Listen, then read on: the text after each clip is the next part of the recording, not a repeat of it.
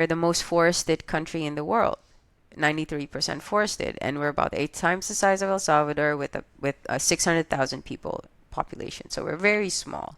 We have massive offshore oil finds. It's estimated more than Qatar. So we'll be a global leader in oil, which means we need to lay a foundation that can be, the future for future generations here.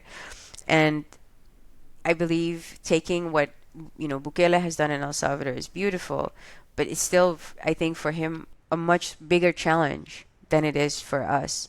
I think with a smaller population, with a smaller footprint in the city, we can affect more change more rapidly than they have there, and we can actually lay the foundation for example, we have enough resources that we don't need to levy taxes. We have enough resources that we can actually, have a form of universal basic income, like a royalty, for example, going directly to the citizens instead of being in some government pot, and then directly flowing to these people that you can use liquid, for example, for that.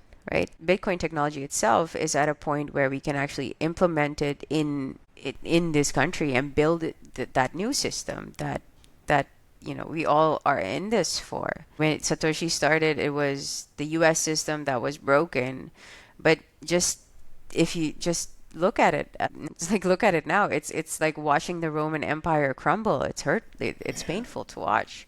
But you can basically see the economy just spiraling out of control with the massive amounts of money that's being printed, but then also allocated towards war.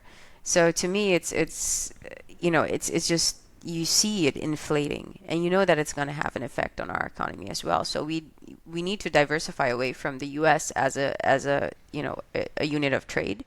And I honestly see no reason why we should maintain the SRD. It's inflated 50 to 60% annually. Previous governments have changed currency, and I think with the amount of resources we have, the structure that we're modeling is basically that people will just be able to earn in satoshis, and companies will just have their treasuries in sats. So you'll see your salary increasing in relation to every other fiat currency in the world. So we want to be ahead of the curve and be a home for Bitcoin innovation, because we do want to innovate, creating the right environment, legal frameworks. We're working on education to be able to educate our people to be developers, for example, on Lightning or Bitcoin Core.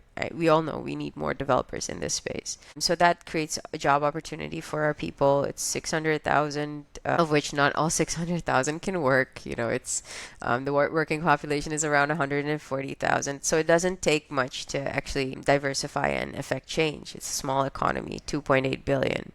So attract financial institutions or larger Bitcoin companies that can thrive here. With what is missing currently globally is a clear regulatory framework, like clear guidelines. Yes, that don't limit privacy, that are not based on the old traditional financial system, but that encourage the growth of a new one. Right? So we have that opportunity here. So we want to capitalize on that, make sure that, our future generations have a future